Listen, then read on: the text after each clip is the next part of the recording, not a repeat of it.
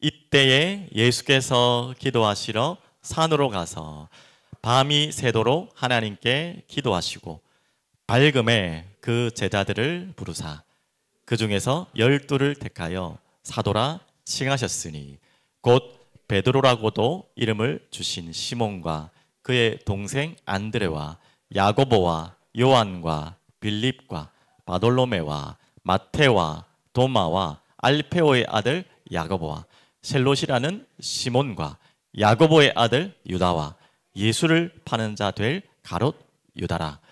예수께서 그들과 함께 내려오사 평지에 서시니 그 제자의 많은 무리와 예수의 말씀도 듣고 병 고침을 받으려고 유대 사방과 예루살렘과 두로와 시돈의 해안으로부터 온 많은 백성도 있더라. 더러운 귀신에게 고난 받는 자들도 고침을 받은지라. 온 무리가 예수를 만지려고 힘쓰니 이는 능력이 예수께로부터 나와서 모든 사람을 낫게 함이로라. 아멘. 오늘 말씀 제목을 이렇게 잡았습니다. 조금 어색하죠. 제목이 밝음에 그 제자들을 부르사. 어색하지만 이 제목이 오늘 모든 본문의 내용들입니다. 그래서 밝음에 그 제자들을 부르사 어떤 의미인지 하나하나 보겠는데요. 제일 먼저 여러분 이런 말 많이 들으셨죠? 다 알고 있는 단어죠. 물밑 작업.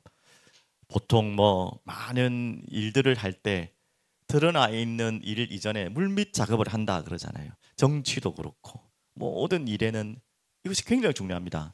그래서 특별히 뭐 국가 정상끼리 만날 때 그냥 갑자기 전화해가지고 우리 미국 대통령 우리 몇 월 며칠 날 만납시다 해가지고 대통령이 딱 만나는 게 아니에요. 그 밑에 많은 보좌관, 비서관들이 많은 연락을 주고받아요. 그래서 벌써 날짜 잡는 것도 보통 일이 아니고 그럼 만나서 무엇을 할 것인지 무슨 대화를 할 것인지 이미 만나는 것은 결론 내는 것이고요. 그 만나기 전에 만나서 할 걸 다 작업하고 들어가는 거예요. 언제 대통령이 가가지고 거기서 협상하고 따지고 묻고 뭐 하겠습니까? 맞죠? 이미 다 작업하고 대통령과 도장만 딱딱 찍고 오는 거예요. 거기에 밥 먹고 오고 이렇게 이해되셨죠? 맞죠? 그래서 물밑 작업이 보이지 않지만 굉장히 중요합니다. 그래서 이 물밑 작업이 어느 날 수면 위로 드러나는데 이제 그게 이제 우리가 보는 현상들이죠. 그래서 우리들은 대부분 그래서 물밑 작업 모르잖아요. 수면 위로 올라온 뭐 대통령 만나나 보다. 무슨 뭐 조약을 맺었다나 보다. 그 겉으로의 우리 뉴스만 보는데 그것이 조약이 체결되고 뭔가 협상이 이렇게 되기 전까지는요. 어마어마한 일들이 있습니다. 아니 사업하시는 분도 마찬가지잖아요. 그냥 계약 도장 찍는 것 같지만 그 밑에는 어마어마한 일들이 있습니다. 그걸 하기 위해서 또 많은 작업들을 밑에 해야 되겠고 우리 육신적으로도 대부분 드러나는 것보다 드러나지 않는 부분이 중요하다는 걸 아는데 여러분들은 영적인 물밑 작업을 어떻게 되느냐 오늘 이 부분을 좀 주제로 했으면 좋겠어요. 여러분 오늘 이 자리에 주일 오전 11시까지 오시기까지 어떤 물밑 작업을 하시고 이 자리에 오셨습니까? 저는 모릅니다. 알 수가 없습니다. 뭐 알아봐야 우리 가족들 정도밖에 모르지만 그런데 11시에 딱 오면요 다 말 못 드리지만 여러분들의 물밑 작업이 어떻게 하고 왔는지 저는 보여요. 솔직히 보여요. 여러분도 솔직히 보이잖아요. 맞죠? 이분들이 정말 기도하고 말씀을 사모하고 간절한 마음으로 왔구나 말 안 해도 보이고요. 그냥 어쩌다가 그냥 자다 깨가지고 막 왔고 이제 내일 또 설이고 명절이고 그거 지금 생각하고 지금 어디 갈 생각하고 그렇게 왔는지 제가 다 뭐 쪽집게처럼 알 수 없지만 다 느껴지는 게 있거든요. 뭐 다 그게 맞다고는 할 수 없지만 그만큼 가장 중요한 거죠. 맞죠? 그래서 조금 사진을 또 볼게요. 자 보십시오. 지금 이건 무슨 사진인지 아죠? 백조 뭐 하는 겁니까? 백조가 뛸 수 있나? 뛸 수 있겠지. 뛸 수 있겠지. 지금 이게 땅이야 물이야? 물속입니다. 백조가 지금 땅에서 걷는 게 아니고 물속에 있어요. 잘 아는 이야기잖아요. 백조 그 자태가 정말 풍요롭고 정말 우아한 백조가 물 밑에는 어떻게 하고 있다고? 저렇게 물밑 작업을 잘 하고 있는 거예요. 새 연구하는 분들이 그렇게까지는 안 한다고 하는데 저렇게까지 안 해도 뜬다고 하는데 그래도 우리가 일반 상식적으로 이야기하는 거예요. 가만히 떠 있는 것 같지만 그 발 밑에는 우아함을 자태를 유지하기 위해서 엄청난 물밑 자국이 있다는 거예요. 저게 없으면 저렇게 우아하게 겉에 나올 수가 없어요. 또 하나 이제 또 우리가 잘 아는 사진이죠. 의미가 좀 다르지만 이건 뭡니까? 와, 이거 무섭죠. 이거 진짜 이거 더 할 수도 있는데 이건 작은 일각입니다. 이걸 가지고 뭐라고 하죠? 빙산의 일각. 일각지구 좀 큰 부분인데 저 드러나 있는 빙산은 진짜 일각 한 부분이에요. 밑에 보십시오. 사진이 저렇게 찍힌 거지. 어마어마해. 저런데 우리가 겉으로 볼 때는 저 뭐 조그만하네. 빙산 뭐 조그만한데 저 밑에 가요. 훨씬 몇 배나 더 안에 깊다는 걸 알고 있습니다. 그만큼 우리는 수면 위에 드러난 것만 볼 것이 아니라 물 밑에가 어떻게 되는지, 물 밑에 작업이 어떤 것인지를 잘 알아야 됩니다. 오늘 이제 제자들을 부르는 장면이잖아요, 예수님이. 근데 나중에 좀 말씀 나오겠지만 제자들 가운데 특별한 제자 하나가 있습니다. 누굽니까? 베드로라고 보통 생각하죠. 제가 말하는 거 그게 아니에요. 유다라는 특별한 제자. 잘 해석이 되지 않는. 왜 저런 자를 불렀을까? 그것까지 제가 다 지금 말씀 못 드리고, 그러면 그 11명의 제자와 마지막 12 그 유다 제자와 뭐가 달랐을까요? 솔직히 겉으로 드러나기로는 이 유다가요 훨씬 좋아요. 드러나 있는 부분들은. 하지만 그 물밑은 우리가 그 알 수 없는 그 부분은 지금 유다의 마음속에 엉뚱한 작업들이 일어났던 것이죠. 그래서 결국은 예수님을 파는 자리까지 가게 됐는데, 어떻게 보면 이 제자들 가운데 제일 똑똑한 사람이 여러분 알다시피 유다입니다. 가장 그래도 그 12제자 중에서 저는 좀 사람 같다 하는 사람이 유다예요. 그런데 그 물밑은 어떻게 했다고요? 가장 비참한 것이죠. 그만큼 중요한 것입니다. 자, 그러면 오늘 예수님의 이건 좀 단어가 좀 그렇지만 물밑 작업이 있습니다. 지금 방금 말씀드렸죠. 예수님이 가장 중요한 사역은 뭐겠습니까? 예수님이 이 땅에 태어나서 가장 중요한 사역이 뭘까요? 우리 아이들 무슨 사역이 가장 중요할까? 모르면 안 되는데. 십자가. 다 알잖아요. 십자가 지시고 부활하신 사건, 그것 때문에 예수님이 오셨잖아요. 그런데 그것을 제외하고 예수님의 사역 중에 가장 중요한 사역이 뭘까요? 죽은 자를 살리고 아픈 자도 치료하고 먹을 것도 막 그냥 뻥튀기 해가지고 늘리고 무리도 걷고 많은 사역들이 계셨어요. 예수님의 십자가 부활 사역 말고 가장 중요한 사역이 뭐였을까? 가장 예수님이 마음을 담았던 사역이 무엇일까요? 오늘 그 본문이에요. 제자를 부르시는 장. 이거에 대해서는 그 누구도 뭐 의견에 대한 뭐 논쟁이 될 이유가 없습니다. 그만큼 중요한 사역에 예수님이 어떻게 물밑 작업을 했? 예수님 하나님이신데 그냥 뭐 척 보면 압니다 아닙니까? 딱 보고 그냥 부르면 되는 거지. 뭐 그러셨겠죠. 그런데 예수님은 그렇게 하지 않으셨어요. 그래서 이 발금해라는 오늘 단어가 있기 전에 중요한 단어가 있죠. 그래서 예수님의 물밑 작업. 우리는요 다시 이전에 물밑 작업에 대한 메시지 있죠. 히브리서 11장 1절. 믿음은 바라는 것들의 실상이요. 우리가 드러나 있는 수면 위에 드러나 있는 것은요 결국은 어떤 믿음이 있느냐에 따라 그게 드러나는 것입니다. 그 물밑에서 보이지 않는 것들의 증거다 분명히 나와 있죠. 그래서 이만큼 우리는요 드러나 있는 것보다 드러나지 않은 부분이 훨씬 중요한 것입니다. 어떻게 보면 신앙생활이 그게 다라고 보면 돼요. 그러면 오늘 예수님이 어떻게 이 중요한 십자가 사역 다음으로 중요한 사역을 시작할 때에 이 사역을 시작하셨는지, 어떻게 물밑 작업을 시작하셨는지, 그냥 떨렁떨렁 제자들을 불렀는지 아니라는 것입니다. 자 보십시오. 자 제일 첫 번째 보면 오늘 나왔죠? 12절에 이때에 예수께서 기도하시러 어디로 갔습니까? 산으로 가서. 자 분명히 아시죠? 예수님이 그냥 뭐 가서 해도 다 그냥 부를 수 있는 분인데 기도하러 산으로 가셨다고 합니다. 단순한 것이 아닙니다. 이 산으로 가는 것 참 부끄럽죠. 예수님 또한도 그 중요한 일을 위해 중요한 일을 시작하실 때에 그렇게까지 하셨다는 거예요. 산의 의미를 조금 더 말씀드릴게요. 뭐 장소의 개념일 수 있겠지만 이 산의 의미는 일과 여러분의 삶을 완전히 다운시키는 것입니다. 잠시 멈추는 거예요. 스탑하는 거예요. 그리고 모든 세상의 분주함과 바쁨 속에서 나오는 것입니다. 이 아시잖아요, 맞죠? 그리고 어떻습니까? 그 말은 세상의 소리를 듣지 않는 시간이고요. 그리고 이 산은 여러분 구약에 신약에 뭐 많은 산들이 굉장히 많이 나오잖아요. 특히 하나님의 임재가 임하는 장소의 대표적인 장소가 바로 산입니다. 그래서 모세가 40세에 이제 80세에 어디입니까?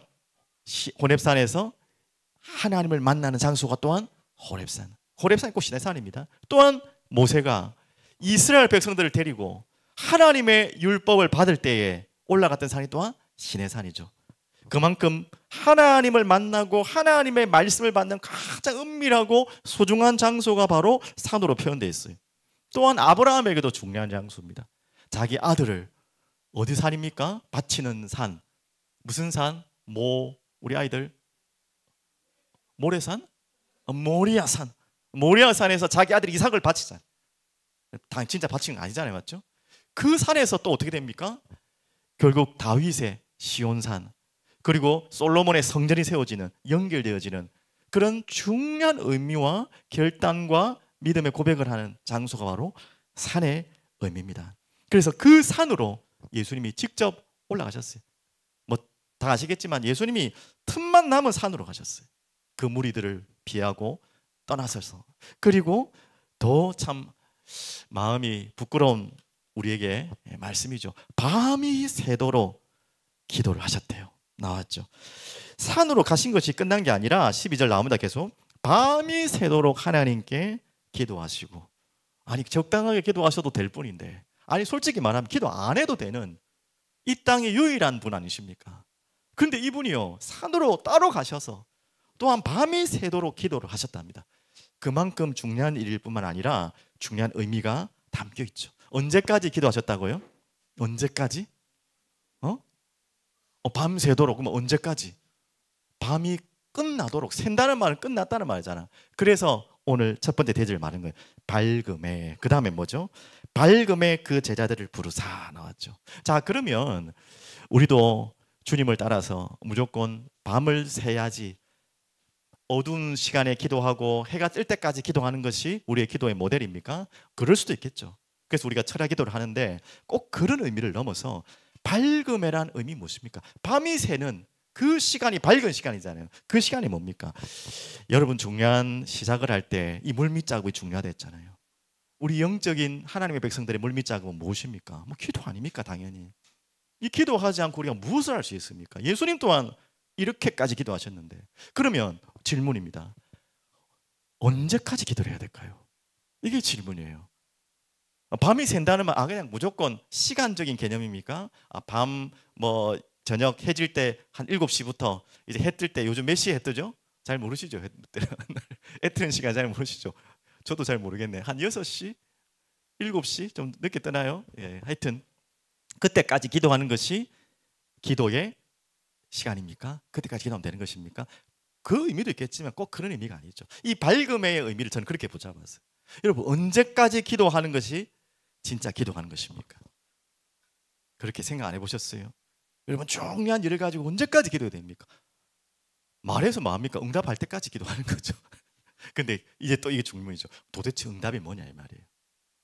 응답이 언제까지 와야 돼? 응답이 안 오는 것도 있는데 우리가 볼 때는. 그럼 언제까지라는 말이 참 애매한 이야기죠. 이 밝음이라는 말은 자 밤이 지나갈 때까지라는 말이죠.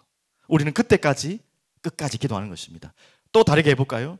여러분이 기도를 시작할 때 어둠이 물러날 때까지 기도한다는 것입니다. 영적인 의미를 설명하셔야 돼요. 이해하셔야 돼요. 그리고 빛이 보일 때까지 기도하는 것입니다. 그럼 조금 더 의미가 무슨 말입니까? 말씀의 빛이, 불안했던 두려웠던 마음이, 갈피를 못 잡았던 마음이 평안이 찾아올 때까지, 낙심했고 절망했던 마음이 새 힘을 얻을 때까지, 뭔가 이건가 저건가 모르고 확신이 안 들 때 확신이 올 때까지 계속 적용하는 것입니다. 계속 불안한 마음이, 두려운 마음이 있었는데 그 마음이 소망으로 바뀔 때까지 기도하는 것입니다. 이것은 밤에 했다가 낮에 끝나는 기도가 아니에요. 이것은 시간의 개념을 떠나는 것입니다. 여러분 언제까지 기도한다고요? 하나님의 말씀의 빛이 두려움과 불안이 떠나가는, 어둠이 떠나가는 소망으로 바뀔 때까지 기도하는 것입니다. 그게 끝까지 기도하는 것이에요. 그게 진짜 응답이에요. 내가 원하는 것이 응답될 때까지가 아니라 하나님의 마음이 풍겨질 때까지죠.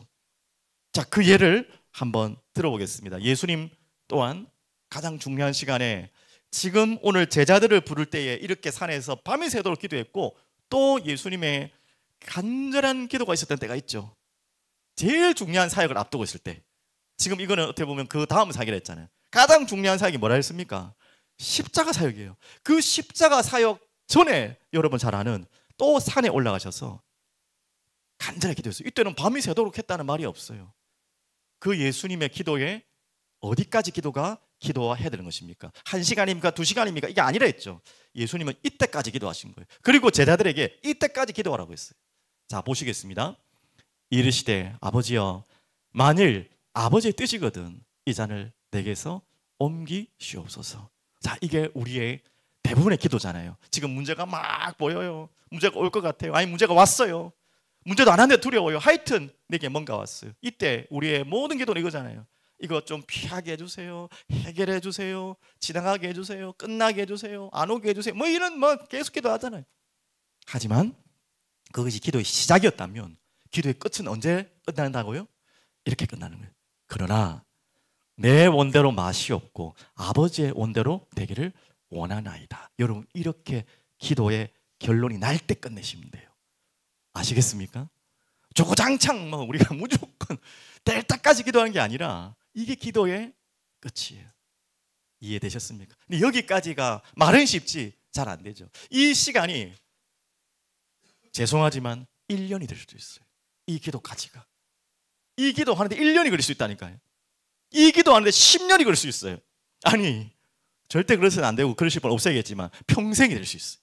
끝까지 저 첫 번째 기도만 하다가 두 번째 기도로 못 넘어가고 마지막 죽을 때 아이고 주님 원대로, 이것만큼 억울한 게 어디 있습니까?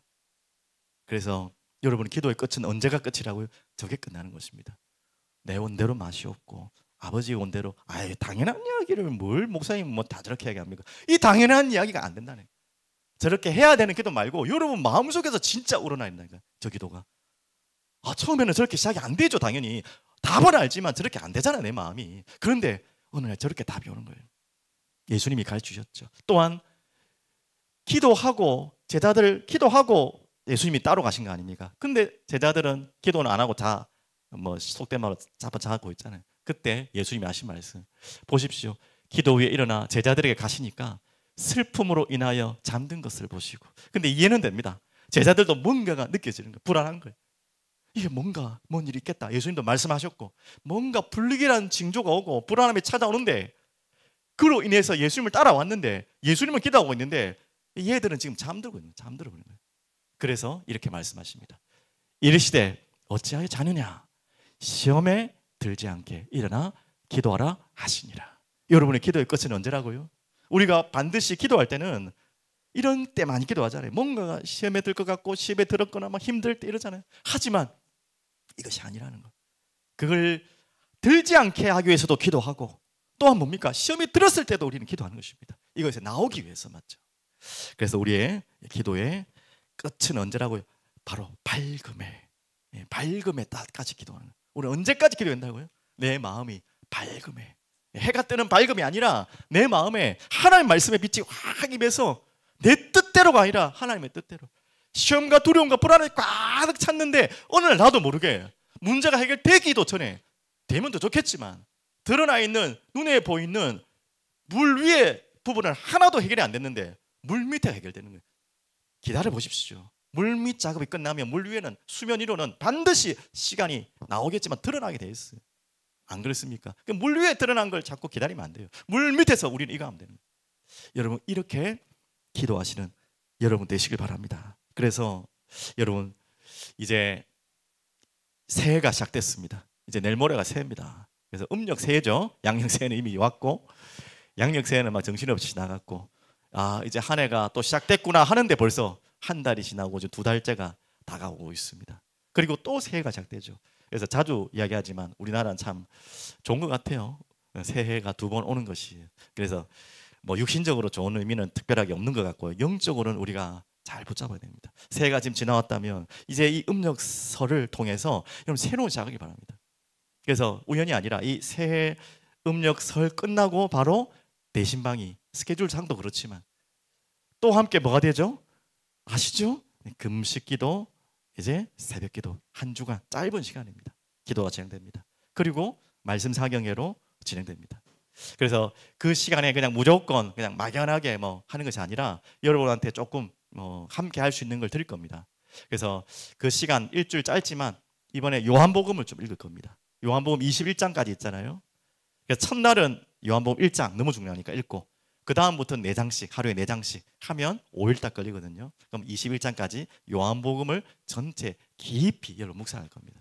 그 가운데 그 4장 가운데서 여러분 가장 중요하다고 생각하는 성경 구절들이 있을 거 아닙니까?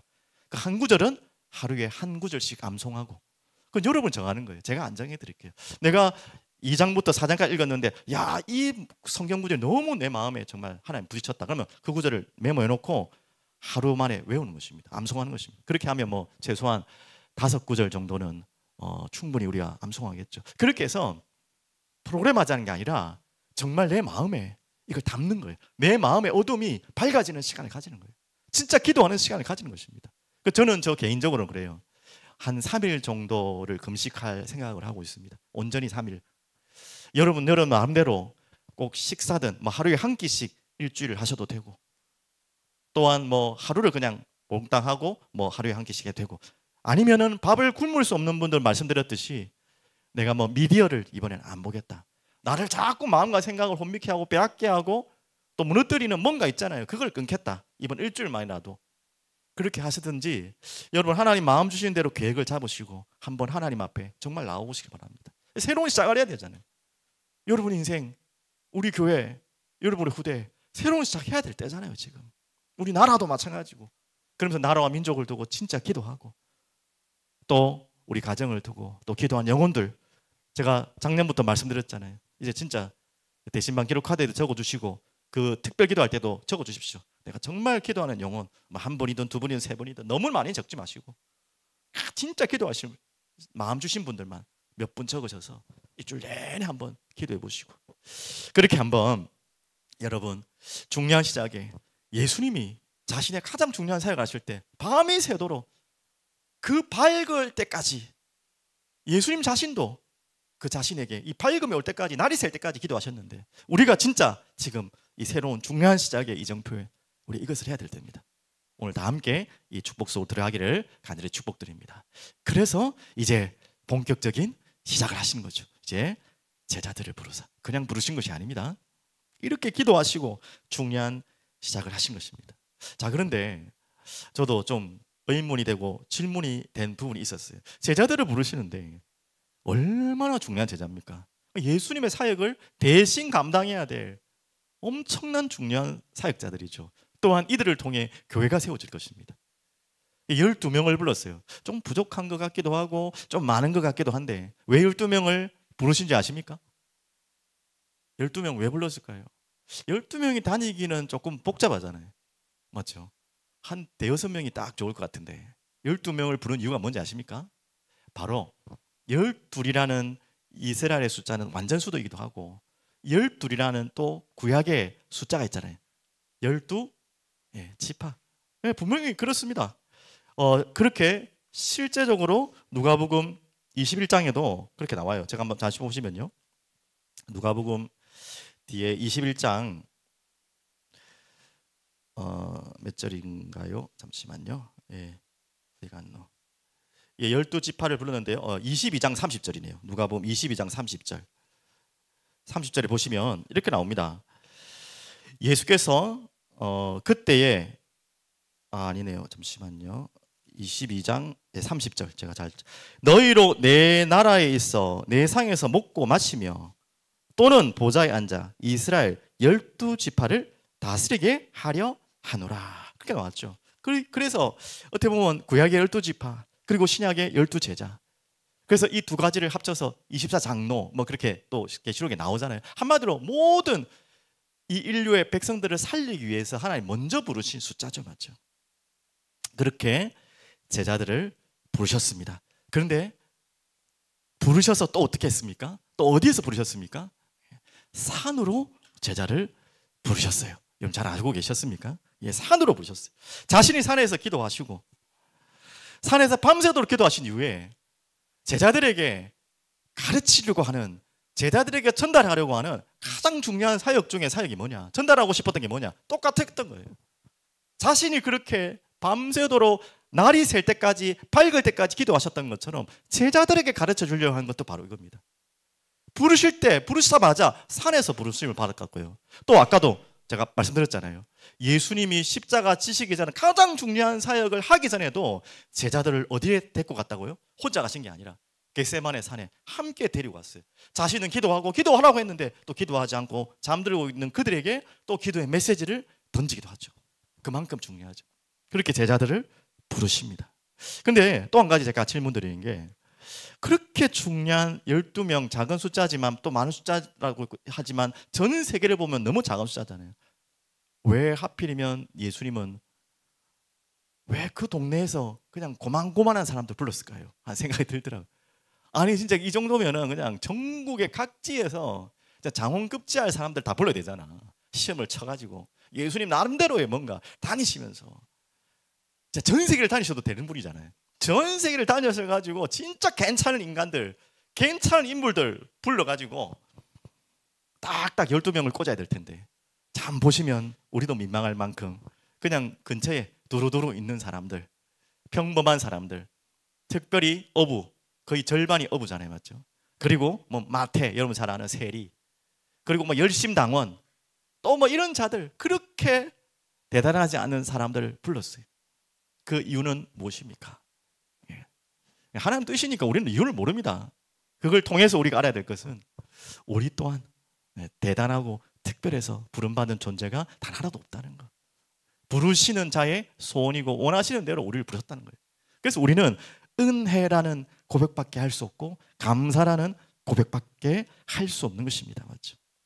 그래서 이 제자들을 부르시고 산으로 부르셔서 나오지만, 이 산으로 예수님이 끄떡하면 가셔서 쉬시고, 사역하고 끝나면 산으로 가서 쉬시고 기도하시고, 또 누가복음 22장 39절에도 습관을 따라, 습관적으로 산을 갔다는 말이 아니라 그만큼 이제는 완전 이 물밑 작업이 다 있는 거예요, 예수님의. 그리고 이 제자들에게 이것을 어떻게 하든지 이 제자들의 모든 물밑 작업이 이렇게 되기를 원하셨던 거죠, 맞죠? 하물며 예수님은 또 중요한 제자를 따로 불러서 변화산으로 데려갔죠. 그 변화산에서 중요한 메시지를 또한 산으로 부르셨습니다. 자, 이 모든 것을 통해서 예수님께서 제자들을 부르셔서 하시고자 한 일이 무엇입니까? 그 물밑 작업이 무엇입니까? 하나님 또 여러분을 부르셔서 하시고자 하는 계획이 무엇입니까? 여러분 잘 아는 내용입니다. 마가복음 3장 13, 14절. 같은 본문이죠, 어떻게 보면. 근데 마가복음에 더 상세하게 잘 설명되어 있죠, 오늘 본문과. 자, 산에 오르사, 맞죠? 자기가 원하는 자를 부르시니. 산으로 부르신 것입니다. 그리고 나 온지라. 이렇게 하나님이 원하신, 예수님이 원하신 자를 부르셨는데 뭐 하기 위해서 그들을 불렀다는 것이죠? 무슨 물밑 작업을 이 제자들에게 하기를 원하셨던 것이죠? 산으로 부르시는 의미, 이미 답이 다 있는 거죠. 자, 이렇게 해요. 12를 세우셨으니 이는 자기와 함께 있게 하시고, 바로 이것입니다. 원하시는 자들을 부르셔서 함께 있기를 원하셨어요. 그래서 함께 하시면서 예수님께서 가장 많이 신경 쓰고 공을 들인 것이 뭐냐?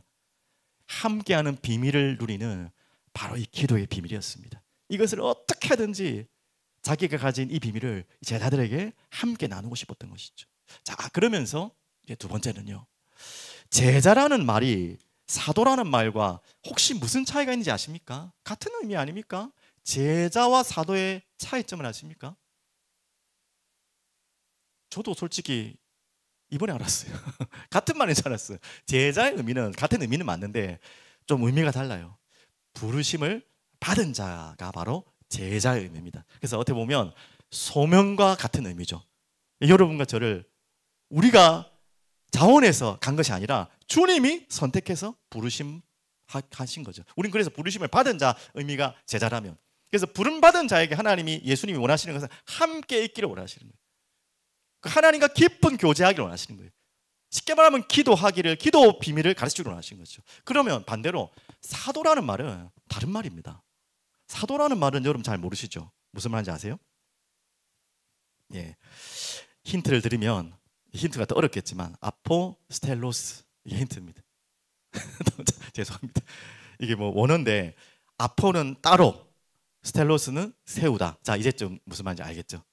따로 세우다. 자, 사도의 의미는 뭐냐면 따로 세워서 파송하는 것이 목적입니다. 제자는 부르심의 목적이라면 사도라는 의미는 뭐냐? 보내는 것이 목적인 것이죠. 그래서 사명의 의미를 가진 것입니다.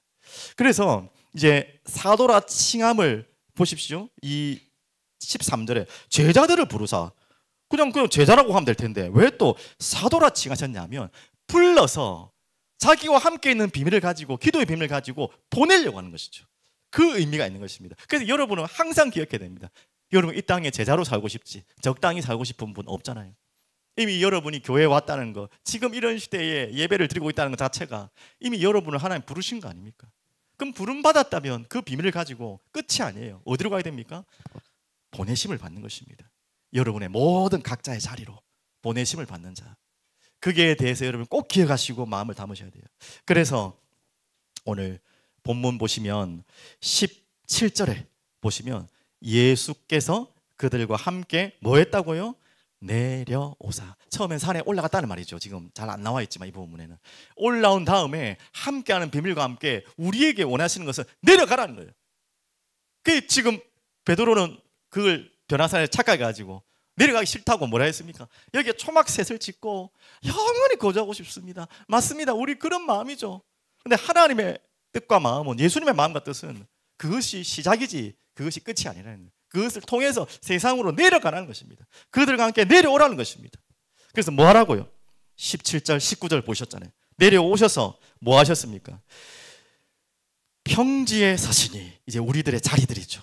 그 제자의 많은 무리와 예수의 말씀도 듣고, 예수님이 말씀을 이렇게 하신 것처럼 너희들도 이렇게 하라는 것입니다. 병 고침을 받으려고 유대 사방과 예루살렘과 두로와 시돈에 향하는부터 온 많은 백성도 있더라. 특별히 두로와 시돈은 이방인들이잖아요. 온 세계로 이 백성들에게 나아가서 말씀을 전하고 더러운 귀신에게 고난받은 자들을 고침을 받은지라. 병든 자를 치유하고 귀신 달린 자를 고치고.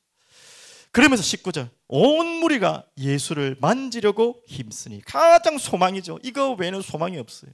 모든 자들이 예수를 만지도록 도와주는 자가 사도요 제자입니다. 맞죠? 예수님의 터치를, 예수님의 말씀으로 그들의 영혼이 터치받도록, 그것만이 살 길이기 때문에 이걸 돕는 자들이 바로 사도라는 것입니다. 맞죠? 그래서 함께 내려오사. 오늘 이 답을 가진 자들이 여러분과 저인 줄 믿습니다. 오늘 이 답을 가지고 마지막 결론으로 말씀을 제가 놓쳤네요. 자, 그리고 마가복음 또 나오죠. 그 뒷부분이죠. 함께 하사. 그 뒤에 뭐죠? 12를 세우셨으니 자기와 함께 있게 하시고 또 보내사, 전도도 하며 귀신을 내어 쫓는 권능도 가지게 하려 하십니다. 부름받고 파송되어지고 우리가 해야 될 중요한 사역입니다.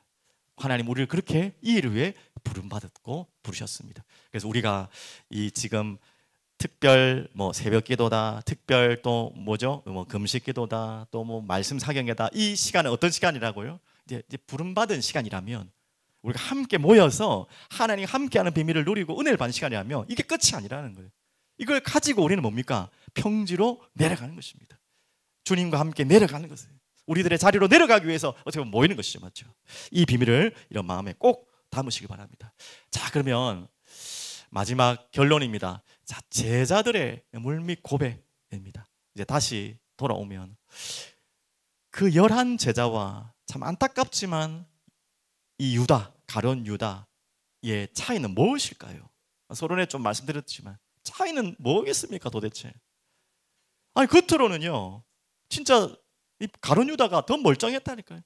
겉으로 볼 때는. 하지만 이 가룟 유다의 물밑 작업이 완전히 뭉거진 거죠. 안 된 것이죠. 맞죠? 결국은 여러분 잘 아시다시피 예수님의 제자가 예수님을 파는 그 자리까지 가게 된 것입니다. 그래서 이 부분을 두고 우리가 정말 많은 질문이 되죠. 그럼 왜 예수님 불렀었지? 왜 예수님 그러면 이것도 하나 모르고 불렀을까? 여러 가지 우리가 뭐 질문할 수 있지만 그것까지는 제가 다 설명 못 드리고, 우리가 먼저 깨달아야 될 것은 뭐냐? 우리가 부름받은 자도 이렇게 될 수 있다는 경각심을 가져야 됩니다. 분명히 우리가 구원받지 않았다는 흔들림을 가지란 말이 아니라, 혹시 내가 구원받지 않았을까 여기에 막 흔들리란 말이 아니라, 우리가 부름받았다고 하지만 우리도 언젠가 어디 순간에 이 물밑 작업이 흔들리며 묻어질 수 있는 자리에 있을 수 있다는 거예요. 그걸 우리에게 꼭 깨달아는 것입니다. 그래서 여러분과 저의 이 제자들의 물밑 고백이 너무 중요하죠. 자, 그래서 오늘 여러분께 좀 드리는 고백이, 이번 금요일 날 방송이 소리가 안 됐어요. 뭐 영상만 나와가지고 제가 좀 답답했는데, 뭐 그는 뭐 하나님 또 계획이니까 어쩔 수 없고요. 그래서 이번에 하이델베르그 이제 요리 문답을 처음 시작했습니다. 그래서 첫 문답, 원래 제일 첫 질문과 대답이 제일 중요하잖아요. 그래서 그 질문에 여러분이 답하는 여러분 됐으면 좋겠어요. 그래서 우리 마음 속에, 우리 영혼 속에 이 물밑에서 끊임없이 나와야 될 고백을 여러분께 소개해드리겠습니다. 우리 금요일 날 못 보신 분들이 많으실 것 같기 때문에 한번 드리겠습니다.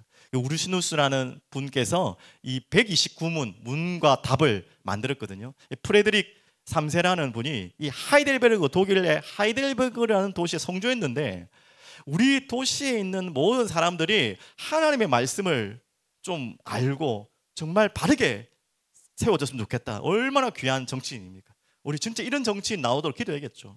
진짜요. 우리 정치인들 다 이런 정치인 나와요. 그렇다면 어떤 상황도 다 이길 수 있겠죠. 자, 그래서 만들어진 이 하이델베르그 질문인데요. 질문과 고백입니다. 자, 여러분과 저의 어떻게 보면 제일 첫 번째 질문인데요. 잘 보이시죠? 한번 읽어보겠습니다. 질문입니다. 살아서나 죽어서나 당신의 유일한 위로는 무엇입니까? 단 하나의 위로는 무엇입니까? 여러분 밑에 답은 뻔히 나와 있지만 여러분 뭐라고 대답할 수 있겠습니까? 살아서나 죽어서나 여러분에게 위로는 무엇입니까? 자, 여기서 한 가지 더 짚을 것이, 살아서보다 더 무서운 게 죽어서예요. 살아서는 그렇다 치고 어떻게 죽어서도 위로를 얻을 수 있냐? 죽어도 되는 위로가 있냐 이 말이에요. 쉽게 말하면 내가 살면서 살아가면서 얻는 위로뿐만 아니라 죽음 앞에서도 얻을 수 있는 위로가 있냐 이 말이에요. 그거 단 하나의 위로가 있냐. 세상 사람들 없잖아요. 아니면 있다고 하지만 전부 엉뚱한 것으로 물밑작업을 하고 있잖아요. 그게 위로인 줄 알고 이것 붙잡으면 사는 줄 알고, 하지만 그것이 다 물속으로 가라앉게 하는지는 자기는 모르게 하는 것이죠. 우리에게 영원한 물밑 고백 작업, 이것은 무엇입니까? 이 고백을 할 수 있어야 돼요. 나에게 유일한 단 하나의 위로는 도대체 무엇입니까? 자, 세 단락으로 나와 있는데 첫 번째 단락을 우리 아이들 다 같이 어른들하고 한번 간절하게 한번 제 마음으로 고백하는 마음으로 한번 고백해 볼게요. 살아서나 죽어서나 나는 나의 것이 아니요 몸도 영혼도 나의 신실한 구주 예수 그리스도의 것입니다. 그리스도께서는 그의 보혈로 나의 모든 죄값을 완전히 치르고 나를 마귀의 모든 권세에서 해방하셨습니다. 여러분 정말 살아서나 죽어서나 당신의, 여러분의 유일한 단 하나의 위로는 이 답이 맞습니까? 예수 그리스도. 나의 죄값을 위해 자신의 피를 흘리시고 우리의 모든 죄값을 완벽하게 치르시고 이 어둠의 권세, 마귀의 권세를 완전히 꺾으신 그 그리스도만이, 더 감사한 거죠. 그 그리스도 예수의 것이 된 것만이 나의 가장 큰 위로가 맞습니까? 이게 위로가 되고 고백이 되는 자는요 절대 무너지지 않아요. 두 번째 단락을 한번 다 같이 보겠습니다. 이 고백이 되면 당연히 이것이 따라오겠죠. 두 번째 고백 시작. 또한 하늘에 계신 나의 아버지의 뜻이 아니면 머리털 하나도 땅에 떨어지지 않도록 나를 보호하시며 참으로 모든 것이 합력하여 나의 구원을 이루도록 하십니다. 너무 참 답이 간결하지만 너무나 아름답죠. 맞습니다. 나를 보호하시고 참으로 모든 것을 합력하여 나의 구원을 이루어 가시는 그분이면 나는 어떤 일에서도 위로함을 받을 수 있습니다. 마지막 세 번째죠. 자, 그래서 같이 읽겠습니다. 그러함으로 그의 성령으로 그분은 나에게 영생을 확신시켜 주시고 이제부터는 마음을 다하여 즐거이 그리고 신속히 그를 위해 살도록 하십니다. 이것 또한 성령께서 하신다는 거예요. 자, 이 우리가 다 알고 있는 내용이지만 여러분의 마음속에 이 고백이 되어질 때, 이 고백이 진짜 여러분의 모든 삶의 순간순간마다 고백되어질 때 여러분의 보이지 않는 이 영적인 물밑은요 단단하게 세워지는 것입니다. 안 드러날 수 있지만 어느 날 드러나고 올라오게 돼 있어요. 자, 그래서 마지막 성경 구절로 읽겠습니다. 이 같은 내용을 성경 구절 정리했습니다. 우리가 살아도 주를 위하여 살고 죽어도 주를 위하여 죽나니 그러므로 사나 죽으나 우리가 주의 것이로다. 한 번 더 고백해 볼 거예요. 이 바울의 고백이지만 진짜 우리의 고백되길 바랍니다. 자, 다시 한번 고백합니다. 우리가 살아도 주를 위하여 살고 죽어도 주를 위하여 죽나니 그러므로 사나 죽으나 우리가 주의 것이로이다. 여러분은 누구의 것이라고요? 주의 것이로이다. 절대 잊지 마십시오. 여러분은 주의 것입니다. 그 안에서 여러분은 모든 위로를 찾을 수 있습니다. 그래서 답이 바로 여기 있죠. 이를 위하여 그리스도께서 죽었다가 다시 살아나셨으니 곧 죽은 자와 산자의 주가 되려 하십니다.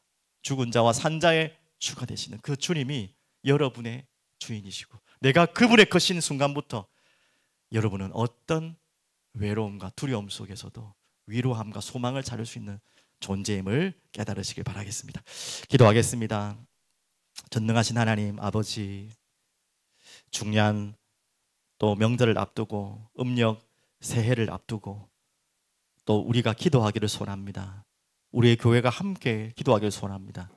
이 중요한 시기에 주님께서 산에 올라가셔서 밤새도록 날이 밝음에 그 기도까지 주님께서 기도하셨던 것처럼 우리에게 이 기도를 가르쳐 주시고 이끌어 주신 주님을 찬양합니다.